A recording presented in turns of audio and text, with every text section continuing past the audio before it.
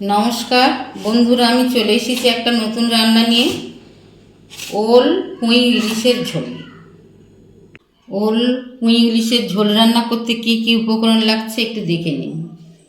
ইলিশ মাছ 700 গ্রাম, পুঁই শাক, ওল সেদ্ধ করে নিয়েছি 200 গ্রাম, আলু একটা, আদা বাটা অল্প, আর জিরে বাটাও অল্প, আর লঙ্কা তেজপাতা স্বাদ মতো। রান্নাটা হচ্ছে সর্ষে তেলে। আমি মাছগুলো এবার ভেজে নিচ্ছি।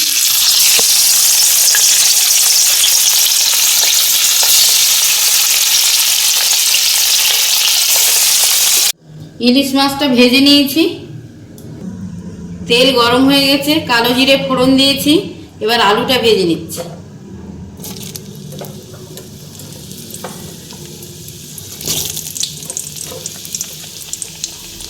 নুন হলুদ দিয়ে আলুটা ভেজে নিয়েছি। এবার আমি পুঁই শাকটা দিই।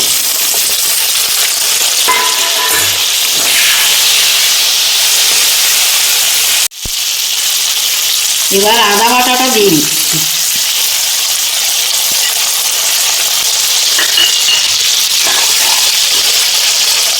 জিরে বাটাটাও দিয়ে দিচ্ছি।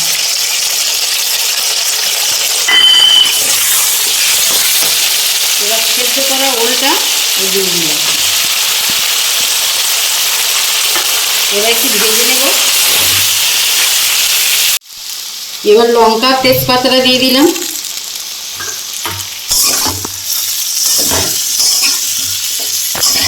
ভাজা হয়ে গেছে। এবার আমি গরম জল করে রেখেছি, গরম জলটা দিয়ে দিলাম।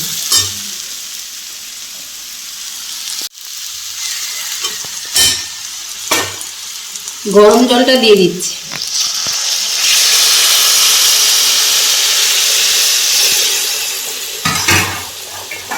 গরম জলটা দিয়ে দিয়েছি। এবার সবজিগুলো সেদ্ধ হোক, তারপর ফিরে আসছি। আলু, ওল, পুঁই শাক আমার সব সেদ্ধ হয়ে গেছে।